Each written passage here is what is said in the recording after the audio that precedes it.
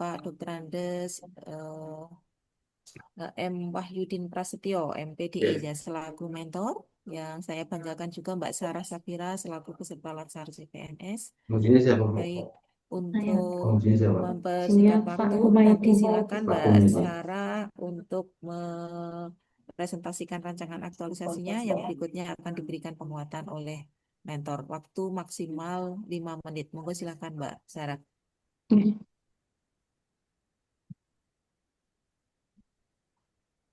Izin share screen, Ge.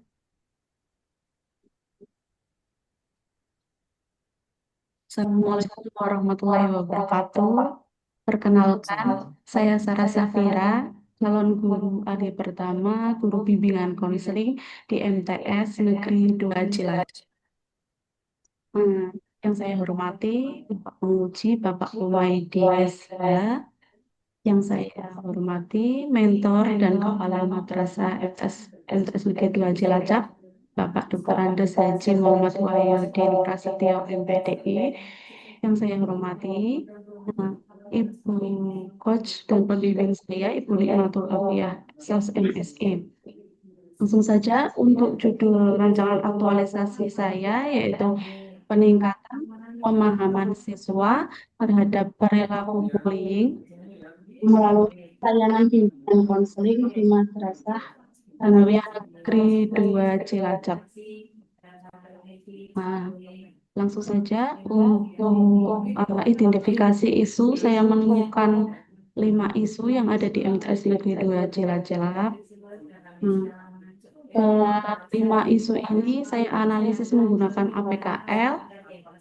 Isu pertama, kurangnya pemahaman siswa mengenai perilaku bullying sebagai pemicu perilaku bullying di MTS Negeri 2 Cilacap mendapatkan urutan peringkat pertama.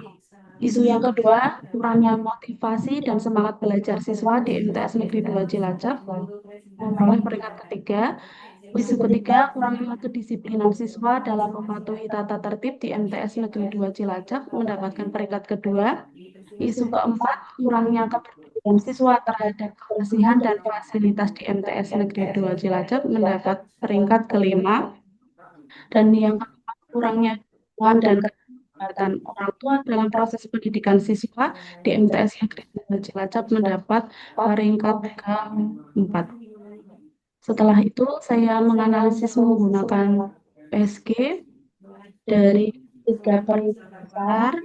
Yang isu pertama, kurangnya pemahaman siswa mengenai perilaku bullying sebagai pemicu perilaku bullying di MTS Negeri 2 Cilacap mendapatkan ranking 1. Isu kedua, kurangnya kedisiplinan siswa dalam mematuhi tata tertib di MTS Negeri 2 Cilacap mendapatkan ranking kedua. Dan isu kurang motivasi dan semangat belajar di MTS Negeri 2 Cilacap mendapatkan ranking ketiga. Setelah itu saya menemukan core issue yang akan saya angkat dari yang mendapatkan ranking 1, yaitu kurangnya pemahaman siswa mengenai perilaku bullying sebagai pemicu perilaku bullying di MTS Negeri 2 Cilacap. Hal ini berdasarkan beberapa faktor. Yang pertama, atau SDM-nya. Yang pertama, karena siswa seringkali bercanda secara spontan dan berlebihan. Kemudian siswa juga belum memiliki kesadaran dan empati terhadap teman. Lalu faktor selanjutnya dari metode. Yang pertama, belum ada program konseling yang secara khusus berkaitan dengan perilaku bullying. Lalu dalam pemberian layanan bimbingan konseling juga belum menggunakan media yang inovatif dan interaktif. Dari faktor material, siswa kurang memahami arti dan bentuk-bentuk perilaku bullying. Siswa juga belum memiliki pengetahuan memadai mengenai dampak negatif serta strategi pencegahan bullying. Lalu untuk faktor milieu atau lingkungan, masih sering terjadinya kasus bullying di kalangan pelajar. Dan sebagian pihak juga cenderung mengabaikan atau enggan terbuka terhadap kasus bullying yang muncul. Lalu setelah itu saya merancang 5 kegiatan untuk memecahkan core issue. Yang pertama, saya melakukan asesmen awal perilaku bullying.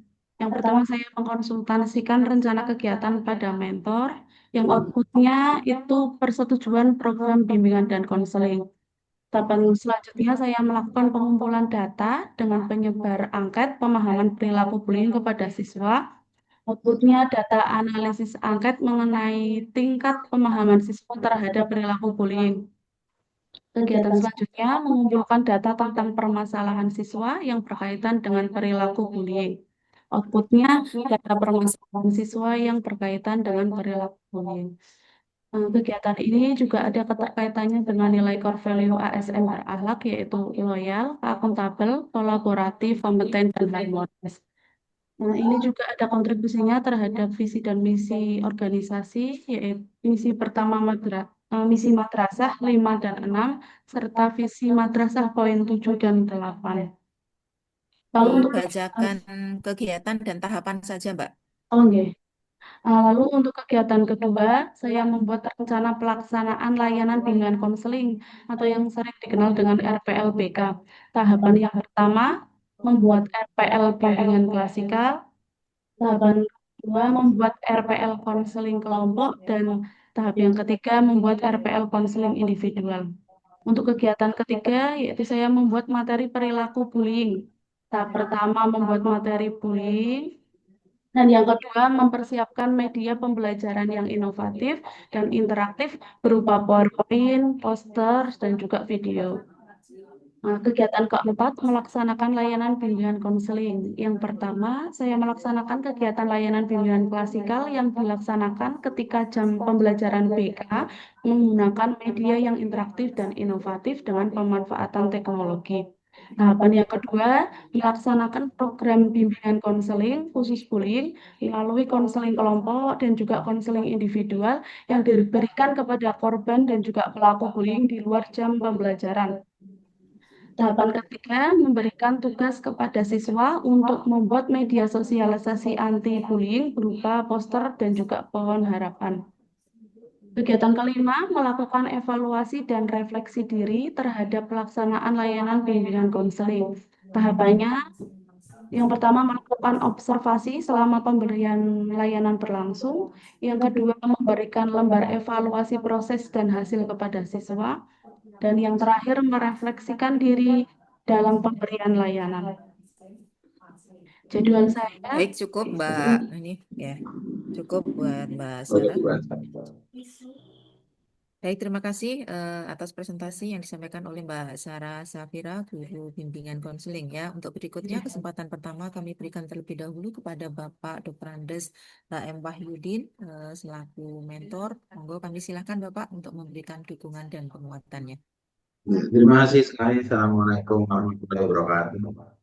Ya, dalam hal ini saya selaku mentor dan kepala madrasah kami sangat memberikan apresiasi kepada beliau dari Sarah Safira mengangkat isu yang tentang bullying dan memang kadang-kadang anak sendiri kabupaten apa itu bullying atau yang lainnya kadang-kadang merasa tidak bullying tapi ternyata dia menjadi pemicu adanya bullying yang lebih. Nah, karena itu saya sangat setuju dan saya memberikan harapan dengan adanya kegiatan yang semacam ini nanti bisa berlanjut tidak hanya untuk tugas dasar tetapi menjadi tanggung jawab secara keseluruhan di bimbingan dan konseling untuk meminimalisir adanya bullying antar anak atau kita dan guru dan lain sebagainya untuk membantu sehingga akan tercipta madrasah yang ramah anak, ramah bersama anak, ramah dengan guru, dengan anak dan orang tua. Nah itulah yang saya harapkan dengan mengangkat isu itu menjadi madrasah yang benar yang akan menjadi anak itu senang terhadap madrasah, bahkan orang tua percaya terhadap madrasah. Saya kira itu aja, terima kasih. Itu mohon maaf.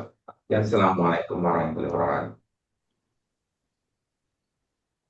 Turun Bapak Wahyudin Oke, selaku mentor. Nggih, mohon supportnya senantiasa nggih Bapak. oke. Baik, berikutnya kesempatan kami berikan kepada Bapak Humaydi selaku penguji, monggo. Terima kasih, Bu Moderator. Assalamualaikum warahmatullahi wabarakatuh. Waalaikumsalam Waalaikumsalam warahmatullahi wabarakatuh. Hormat Bapak Dr. Andes Haji Muhammad Wahyudin Prasetyo MPDI selaku mentor Kepala MTSN Negeri 2 Cilacap, Terima kasih.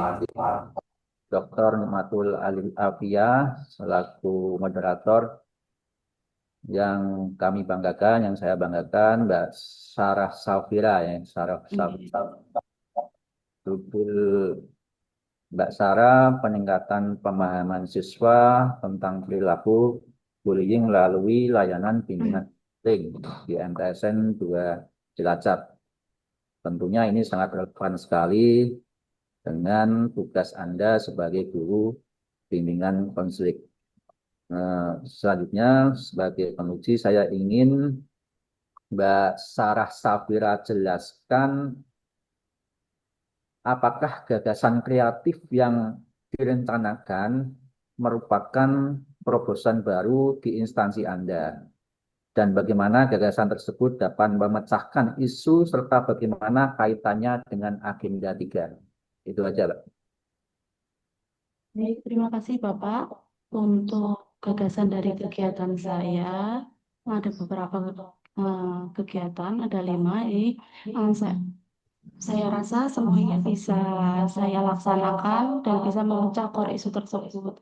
Ini juga baru pertama kali, terutama pemanfaatan teknologi. Jadi nanti anak-anak setelah ditayangkan beberapa video yang interaktif, ada role play dan lain sebagainya, memanfaatkan eh, video dan juga PowerPoint, dan juga nanti siswa diajarkan untuk membuat poster menggunakan aplikasi seperti Canva dan lain sebagainya yang akan membahas eh, materi-materi tersebut atau isi dari poster yang akan mereka buat itu. Selain itu juga ada konseling individu dan juga konseling kelompok. Nanti siswa yang menjadi korban dan juga menjadi pelaku itu satu persatu dipanggil untuk melakukan konseling individu. Setelah itu dikelompokkan berdasarkan korban dan juga pelaku. Nanti ada kegiatan konseling kelompok sebagai penguatan, seperti itu Pak.